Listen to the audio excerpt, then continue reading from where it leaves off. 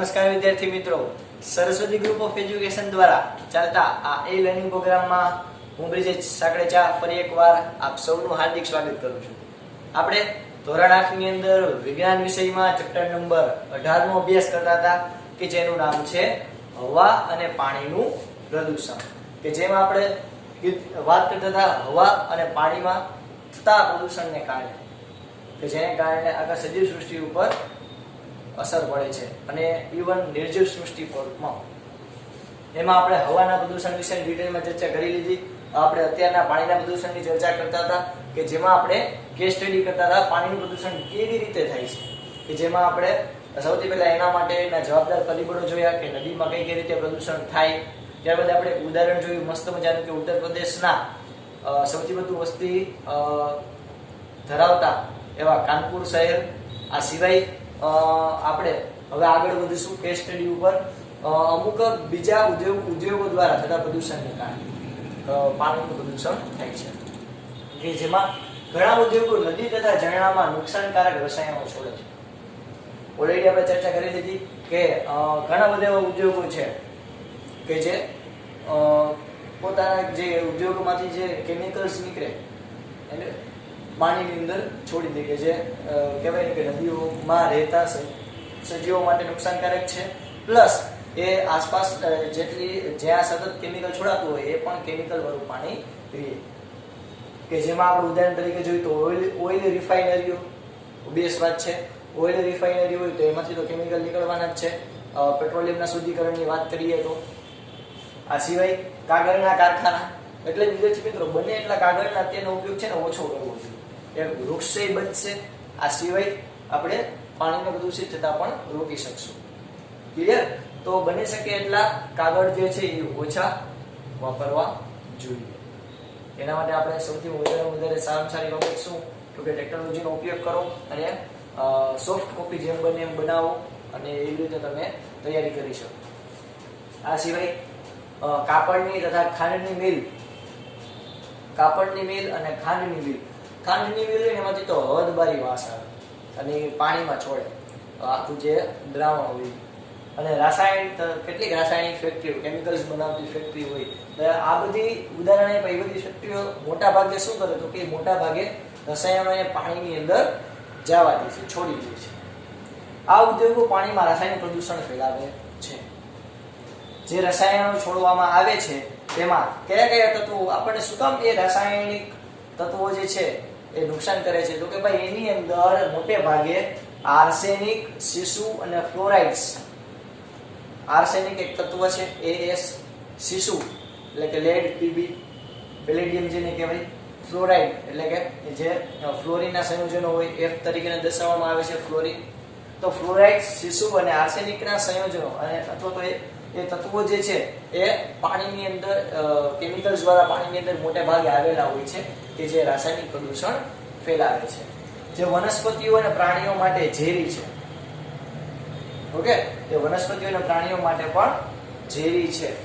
ખાસ કરીને આ લેડ, સીસુ ખૂબ જ વધારે ડેન્જર, આપણા માટે પણ ખૂબ વધારે ડેન્જર. ઓકે, આ સિવાય આ એક અગત્યનો પોઈન્ટ જ છે શું છે તો કે પાણીનું પ્રદૂષણ ઘટાડવા ઉદ્યોગોએ કચરાનો નિકાલ કરતા પહેલા તેના ઉપર કંઈક પ્રક્રિયા કરવી જોઈએ. એટલે કે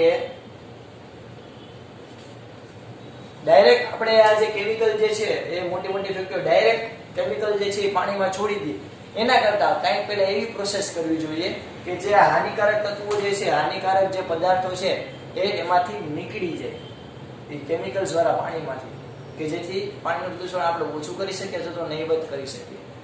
એટલે યોગ્ય પ્રોસેસ કરવી જોઈએ. ઓલરેડી આ નિયમમાં છે જ, પણ એઝ વી નો કે આ નિયમનું કાંઈ પણ પ્રકારનું પાલન થતું નથી.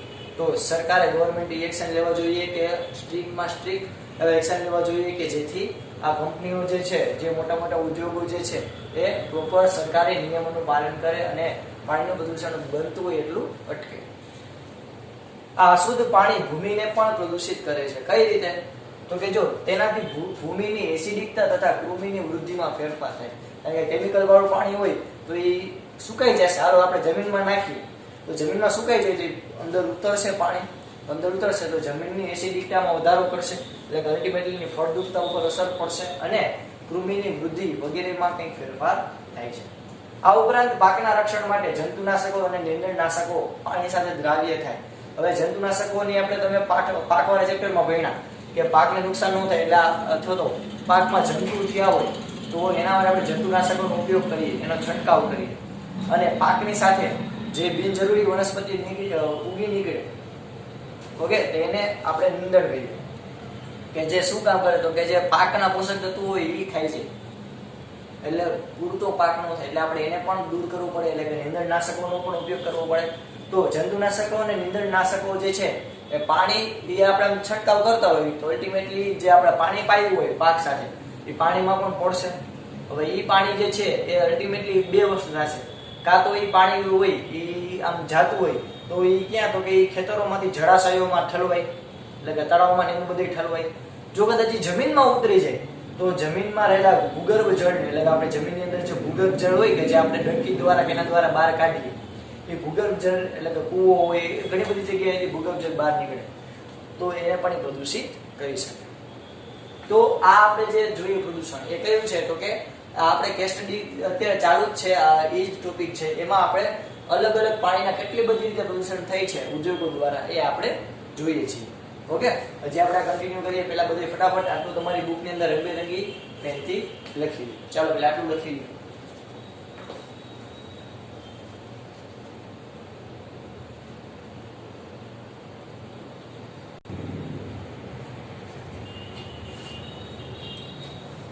ચાલો હવે હજી આગળ આપણે જોઈએ તો કે ઘણા તળાવોને દૂરથી જોતા તે લીલા રંગના દેખાય છે. તમે ઘણી વાર એવું જોયું છોકરાઓ કે આપણે ગમે ત્યારે ક્યાંય કોઈ તળાવ પાસે જાય દૂરથી આપણે કોઈ તળાવને જોઈએ તો આપણને આમ આછું લીલા કલર જેવું કિનારીએથી અને પાણી ઉપર હોય એવું લાગે. તો એ જે આછા લીલા કલરનું તમને જે દેખાય એ શું કામ દેખાય તો કે લીલને કારણે. તો ઘણા તળાવોને દૂરથી જોતા તે લીલા રંગના દેખાય છે. એનું કારણ એ છે કે તેનું કારણ ખેતરોમાં ખૂબ જ વધારે જથ્થામાં થયેલું ધોવાણ છે.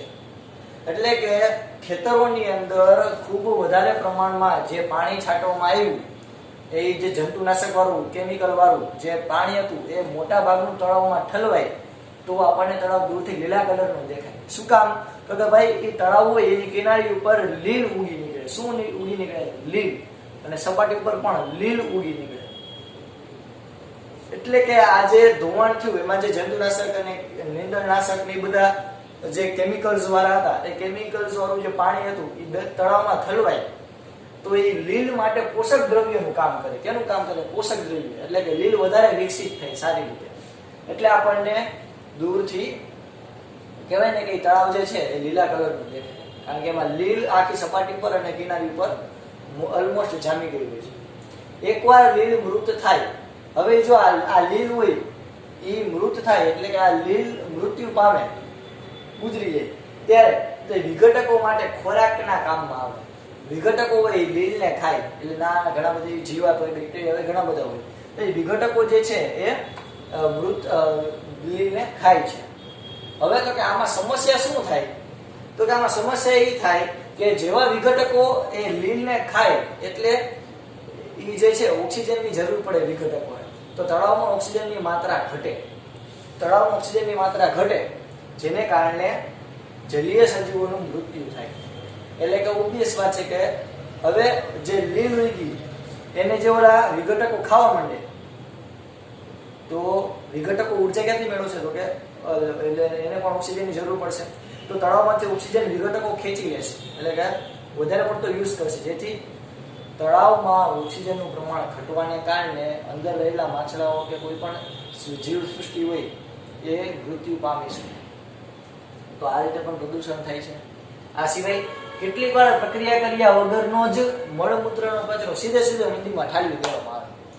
કોઈ પણ પ્રકારની પ્રક્રિયા, તમે ઓસ્ટ્રેલિયાનું એક સારું વચ્ચે ઉદાહરણ આવ્યું હતું કે જે એની જે ગટર હોય ગટરની બહાર એક મસ્ત મજાની બહુ મોટી જાળી રાખે કે જેમાં પ્લાસ્ટિકનો કચરો કે ઘણા બધા વાળના આખા જે ગુચ્છા હોય એ બધું જે છે એમાં અટવાયેલું હોય અને ફક્ત ને ફક્ત જે દૂષિત પાણી હોય એ જ ખાલી બહાર નીકળે. તો એને કારણે પણ ઘણો બધો ફાયદો હોય છે. તો તો એવી રીતે કોઈ પણ પ્રક્રિયા કર્યા વગર જ જો તમે સીધે સીધું મળમૂત્રનું એવું જે પાણી હોય, ગંદુ પાણી, ગટરનું પાણી ડાયરેક્ટ તમે નદીમાં ઠલવી દો, ઓબ્વિયસ વાત છે નુકસાન થાય. કઈ રીતે? તો કે જેમાં ખાદ્ય પદાર્થોનો કચરો, વધેલા ફૂડ, એઠવાડ ને બધું, ડિટર્જન્ટ, કપડા ધોતા હોય તો ડિટર્જન્ટ વાળા આખું સાબુવાળું પાણી, સૂક્ષ્મ જીવાણુ હોય એની અંદર હોય છે. આ મળમૂત્રથી ગંદા થયેલા પાણીમાં શું હોય છે જેથી આપણને નુકસાન થાય છે? તો ભાઈ બેક્ટેરિયા, વાયરસ, ફૂડ અને પરોપજીવી. પરોપજીવી એટલે તો કે બીજા ઉપર આધાર રાખતા હોય એવા કેટલાક જીવો એની ઉપર હોય છે. તો આ પાણીને પ્રદૂષિત કરે છે, જેને લીધે એવું પાણી જો ક્યારેક આપણે પીએ, આપણે નદીમાં ગંદુ પાણી, મળમૂત્રથી ગંદુ થયેલું પાણી નદીમાં છોડ્યું તો એમાં બેક્ટેરિયા, વાયરસ ને ફૂગ ને એવું બધું અંદર આવશે. હવે એ જ પાણી મ્યુનિસિપાલિટી દ્વારા કે નગરપાલિકા દ્વારા એ જ પાણી લોકોના ઘરે ઘરે પહોંચતું હોય, નદીનું પાણી. ઓબ્વિયસ વાત છે. જેમ કે રાજકોટની વાત કરું તો આપણે અહીંયા આજી નદીનું પાણી આપણે આવે છે, લાલપરી તળાવનું અથવા તો આવે પાણી. તો એવી રીતે અલગ અલગ તળાવોનું પાણી જે છે એ અથવા નદીઓનું પાણી જે છે એ ઘરે ઘરે પહોંચતું હોય. હવે એ પાણી જો આપણે ડાયરેક્ટ પીએ તો આપણને કોલેરા, ટાઇફોઇડ, કમળો એવું આપણને અલગ અલગ રોગ થઈ શકે છે. આ સિવાય તો કે આગળનો આ પણ એક પોઈન્ટ છે કે સસ્તન પ્રાણીઓ ના મળમાં રહેલા બેક્ટેરિયા એ પાણીની ગુણવત્તાનું સૂચક છે. એટલે કે સસ્તન પ્રાણીઓ જે મળ કરે, બરોબર, એની જે પોલ્ટ્રી હોય એમાં રહેલા બેક્ટેરિયા હોય એ બેક્ટેરિયા પાણીની ગુણવત્તા સૂચવે. જો એમાં એક પ્રકારના બેક્ટેરિયા ન હોય તો પાણી જે છે એ સ્વચ્છ છે, અને જો પોલ્ટ્રીની અંદર બેક્ટેરિયા હોય તો એનો મતલબ કે પાણી કેવું છે? દૂષિત થયેલું છે. આપણે આવું પાણી વાપરીએ તો વિવિધ ચેપી રોગ આપણને પણ થઈ શકે છે. ક્લિયર થયું? આ સિવાય તમને એક પ્રશ્ન થાય કે સાહેબ ગરમ પાણી હોય કે આપણે ગરમ પાણી તો પ્રદૂષણ ન ફેલાવે અથવા તો ગરમ પાણી અંદર તો આવી જીવાત નહીં હોય, પણ આપણે ઉકાળેલું પાણી પીએ એમાં કાંઈ વાંધો નથી. પણ જે ફેક્ટરીઓ હોય એમાંથી ઘણી વાર એવું હોય કે ગરમ ગરમ ધગધગતું, જેમ કે કોઈ ભઠ્ઠી હોય તો ભઠ્ઠી એમાં જે કોઈ આસપાસ પાણી વપરાણું હોય એકદમ ગરમ હોય, ડાયરેક્ટ નદીમાં તમે ઠાલો તો એ ગરમ પાણી હોય. આપણને ત્યારે પ્રશ્ન થાય કે સાહેબ આ તો ગરમ પાણી, આમાં તો ક્યાં પ્રદૂષણ થાય? પણ એવું નથી. આ ગરમ પાણી હોય એ ડાયરેક્ટ તમે કોઈ ધગધગતા ગરમ પાણી હોય એ નદીમાં ઠરવો, તમે કોઈ થર્મોપાવર પ્લાન્ટ કે કોલસા દ્વારા જે આખો પ્લાન્ટ ચાલતો હોય એનો તમે જે પાણી જોયું એકદમ ધગધગતું ગરમ પાણી હોય. હવે એ ગરમ પાણી હોય ડાયરેક્ટ તમે નદીમાં ઠારવો તો એની આસપાસ જે માછલાઓ કે કોઈ પણ જીવસૃષ્ટિ રહેતી હોય એ આટલા ગરમ પાણીના સંપર્કમાં આવે તો મૃત્યુ પામી શકે. તો આ રીતે પણ પ્રદૂષણ થઈ શકે છે. ક્લિયર થયું?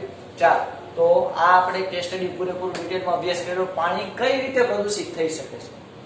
ક્લિયર? એટલે આપણે અહીંયા 2 લેક્ચર આમાં જોયા આ ટોપિકમાં કે પાણી કઈ રીતે પ્રદૂષિત થઈ શકે છે. એમાં આપણે ઉત્તર પ્રદેશને ગંગા નદીથી શરૂઆત કરી, કાનપુરનું ઉદાહરણ જોયું, ત્યારબાદ ખાંડ, કાગળ બનાવતી જે ફેક્ટરી હોય એ કઈ રીતે પ્રદૂષણ ફેલાવે છે, જંતુનાશકો કઈ રીતે પ્રદૂષણ ફેલાવે છે, લીલ જે ખેતરોમાં ઉગી નીકળે એના લીધે કઈ રીતે પ્રદૂષણ થાય, બધી આપણે ડિટેલમાં ચર્ચા કરી. અને મળમૂત્ર જે છે એના દ્વારા કઈ રીતે પ્રદૂષણ થાય એના વિશે આપણે ચર્ચા કરી. તો અલ્ટિમેટલી આપણે ઓવરઓલ પૂરેપૂરો આઈડિયા લઈ લીધો કે કઈ રીતે પાણીનું પ્રદૂષણ થાય છે. ચાલો, બધા તમે તમારી પાકી બુકની અંદર મસ્ત મજાનું એકવાર રંગબેરંગી ડુગડુગી વાળા પેનથી લખી. ચાલો, બધા લખી લેજો.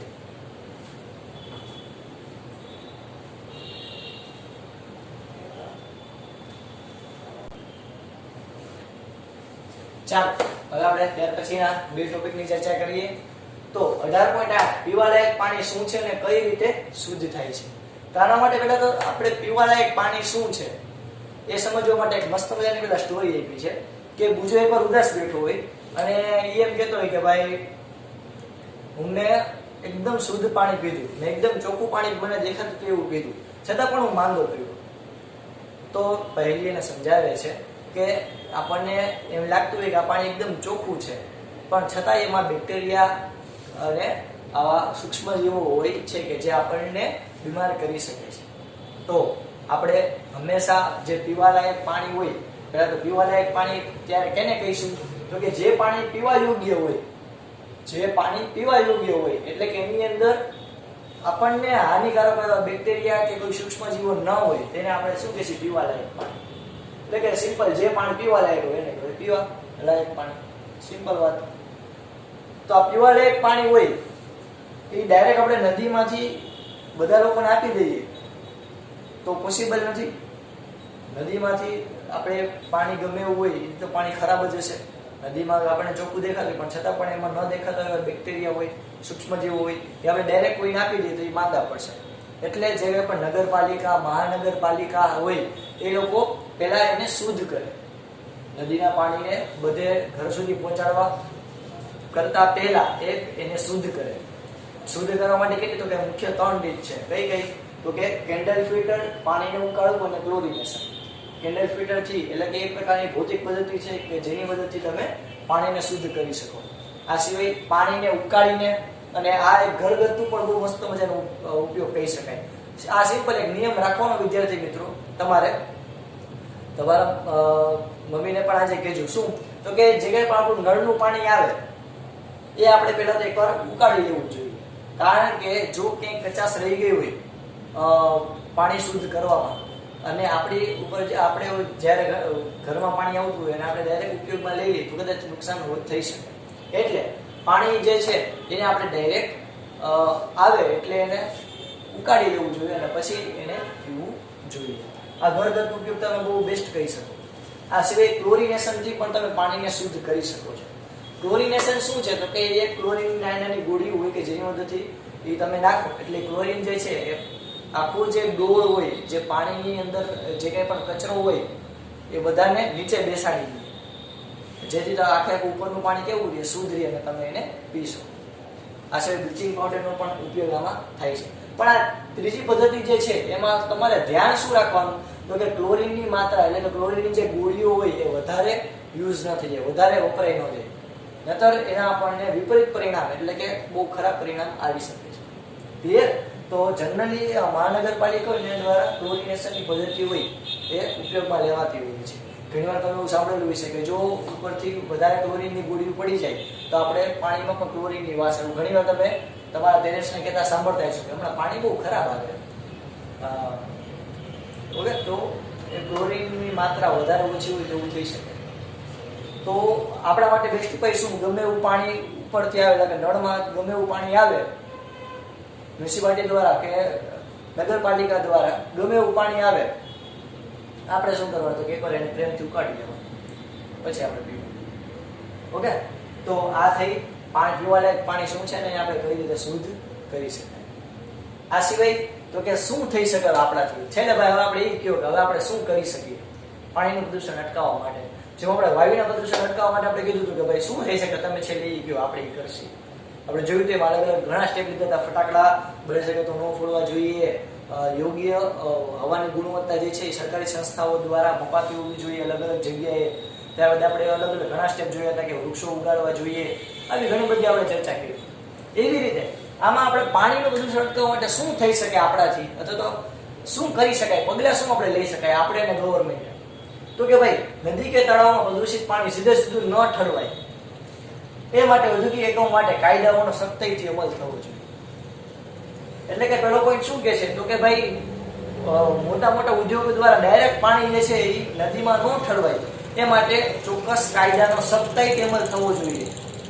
જો કોઈ ભૂલથી પણ ડાયરેક્ટ સીધે સીધું પાણી જે છે કેમિકલ વાળું કે દૂષિત થયેલું પાણી નદીમાં ઠાલવી દે તો એને બહુ મોટો દંડ સરકારે ફટકારવો જોઈએ, જેથી બીજી વાર સીધા થઈ જાય. ઓકે, તો આવા અલગ અલગ દંડ હોઈ શકે, સજા પણ હોઈ શકે. આવા કાયદાનો સખ્તાઈથી ટૂંકમાં અમલ થવો જોઈએ. આ સિવાય દરેક ઔદ્યોગિક વિસ્તારમાં વોટર ટ્રીટમેન્ટ પ્લાન્ટ હોવો જોઈએ. એટલે કે ઔદ્યોગિક વિસ્તાર હોય, હવે ઉદ્યોગો હોય, બધાનું પાણી જગ્યાએ ભેગું થતું હોય એ પાણી જે છે વોટર ટ્રીટમેન્ટ પ્લાન્ટ ઔદ્યોગિક વિસ્તારમાં હોવો જોઈએ કે જે આ ઉદ્યોગ અલગ અલગ ઉદ્યોગમાંથી આવતા જે પાણી હોય એનું બની શકે એટલું પ્રદૂષણ ઓછું કરી નાખે અને પછી નદીમાં છોડે. પાણીનો બધાએ જરૂર મુજબ જ ઉપયોગ કરવો જોઈએ. આપણને ખબર છે, તમને ખબર છે, મને ખબર છે કે પાણી જે છે એનું પીવાલાયક પાણીનો જથ્થો ખૂબ જ મર્યાદિત છે. આખા વિશ્વમાં 1% પાણી જ છે. અને છોકરાઓ તમને જાણીને આશ્ચર્ય થશે કે આખા વિશ્વમાં જેટલી વસ્તી છે આપણા માનવોની એમાં 25% વસ્તી પાસે તો પીવાલાયક પાણી જ નથી. તો 25% વસ્તી જે છે, તમે ઘણીવાર એવા આફ્રિકન દેશો કે એમાં જોયું છે કે ઘણા લોકો કુપોષણથી પીડાતા હોય, પાણી માટે તરસતા હોય. તો આવી રીતે વિશ્વમાં ઘણી બધી જગ્યાઓ હાલ છે. તો આ સ્થિતિ જો ધીરે ધીરે આ રેશિયો વધીને 30%, 35% ન પહોંચી જાય, તો એના માટે આપણે અત્યારથી પગલાં લેવા પડશે. એટલે કે આપણી આજુબાજુ પીવાલાયક પાણી જે છે એ ખૂટી ન જાય, એ માટે આપણે અત્યારથી જ પગલાં લેવા પડશે અને પાણીનું પ્રદૂષણ ઘટાડવું પડશે. તો પાણીનો બધાએ જરૂર મુજબ જ ઉપયોગ કરવો જોઈએ. ખોટે ખોટા નળ ચાલુ રાખી અને પછી વાસણ ઉટકતા હોય એવું નહીં કરવાનું. જરૂર નથી તો ખોટે ખોટું પાણીનો ઉપયોગ ન કરવો જોઈએ. પાણીનો બિનજરૂરી બગાડ પણ ન કરવો જોઈએ. મેં તમને હમણાં કીધું એ પ્રમાણે રીયુઝ, રીડ્યુઝ અને રિસાયકલને મંત્ર બનાવો. મંત્ર બનાવો એટલે તો કે રોજ આનો માળા નથી કરવાની, પણ રીડ્યુઝ, રીયુઝ અને રિસાયકલ બની શકે એટલું શક્ય વધારે કરવાનું. પાણીના સંદર્ભમાં વાત કરીએ તો કે રીયુઝ એટલે ફરી પાછો ઉપયોગ કરવાનું. જેમ કે જો ઉદાહરણ આપું કે હાથ ધોયેલા કે શાકભાજી ધોયેલા કોઈ પાણી હોય, એ પાણી પછી ડાયરેક્ટ ગટરમાં ન નાખી દેવાય. એ હાથ ધોયેલા કે શાકભાજીથી ધોયેલા પાણી હોય, એ પાણી આપણે પી ન શકીએ, પણ એ પાણી તમે જે આપણા બગીચામાં કે કોઈ છોડવા હોય, કુંડા આપણે રોપ્યા હોય, એમાં તો પાણી આપી દેવાય. એના માટે તો ચાલે. તમે પાણીનો રીયુઝ કર્યો. રીડ્યુસ તો કે મેં કીધું એમ બની શકે એટલો પાણીનો બગાડ ઓછો કરવો જોઈએ. અને ઘણા બધા આરબ કન્ટ્રીઝની અંદર આ જે દરિયાનું પાણી છે એ તો કહેવાય કે શુદ્ધ પાણીમાં કન્વર્ટ કરે જ છે, પણ એ બહુ કોસ્ટલી છે. એના કરતાં એ લોકો જે ગટરનું પાણી છે એને ફરી પાછું રિસાયકલ કરે છે. એટલે કે એની અંદર રહેલા જે દૂષિત પદાર્થોને રિમૂવ કરી નાખે અને ફરી પાછું એને પીવાલાયક બનાવે, એટલે કે રિસાયકલ પણ કરવું છે. તો આ બધી ચર્ચા થઈ આપણે પાણી જે છે એને કઈ રીતે પ્રદૂષણ અટકાવી શકાય. ઓકે, હવે આ જે પાઠ આપ્યો એ આપણે બહુ ગંભીર બાબતનો પાઠ છે. આપણે બધાએ એના ઉપર સ્ટેપ લેવાની જરૂર છે. ખાસ આપણે આજથી જ આ પ્રદૂષણ હટાવવા માટે એના પૂરતા પ્રયાસ કરીએ. પ્રદૂષણ અટકાવવાના પૂરેપૂરા આપણે આપણા તરફથી પૂરેપૂરા પહેલા તો ટ્રાય કરીએ, બરોબર? કારણ કે પ્રદૂષણ જે છે એ ધીરે ધીરે બહુ દૂરની વાત નથી. હવે ધીરે ધીરે આપણા રોજિંદા જીવનમાં કંઈક હવે આવતું ગયું છે અને આપણા રોજિંદા જીવનની ગુણવત્તામાં ઘટાડો કરી દીધો છે. તમે સિમ્પલ વિચાર કરો કે હવાનું પ્રદૂષણ છે, તો પહેલાના આજથી 50 વર્ષ પહેલાનું જો અત્યારનું જુઓ તો અત્યારની હવા પહેલા 50 વર્ષ તમે ખાલી ડિફરન્સ જુઓ તો આજથી 50 વર્ષ પહેલા જે હવા હતી અને અત્યારની હવામાં ફેર છે, ગુણવત્તા ઘટી છે. જેને કારણે ઘણા બધા લોકોને અસ્થમા, ઉધરસ અને આવા ઘણા બધા શ્વાસના રોગોથી તકલીફ થાય. તો આ બધું આપણે જે છે એ ઘટાડવું, પ્રદૂષણ ઘટાડશે તો જ આપણે પ્રોપર આપણે કહી શકીએ કે રોજિંદા જીવનની ગુણવત્તા સુધારી શકીશું. ઓકે, તો આ છે આપણો ચેપ્ટર નંબર 18, હવા અને પાણીનું પ્રદૂષણ. ક્લિયર? તો આ બંને ટોપિક તમે તમારી બુકની અંદર રંગબેરંગી મસ્ત મજાના પેનથી લખી લેજો. અહીંયા આપણે આપણું 18મું ચેપ્ટર પૂરું કરીએ છીએ. અહીંયા સુધી રાખીએ. જય ભારત, જય હિન્દ. ચાલો બધા લખી લેજો.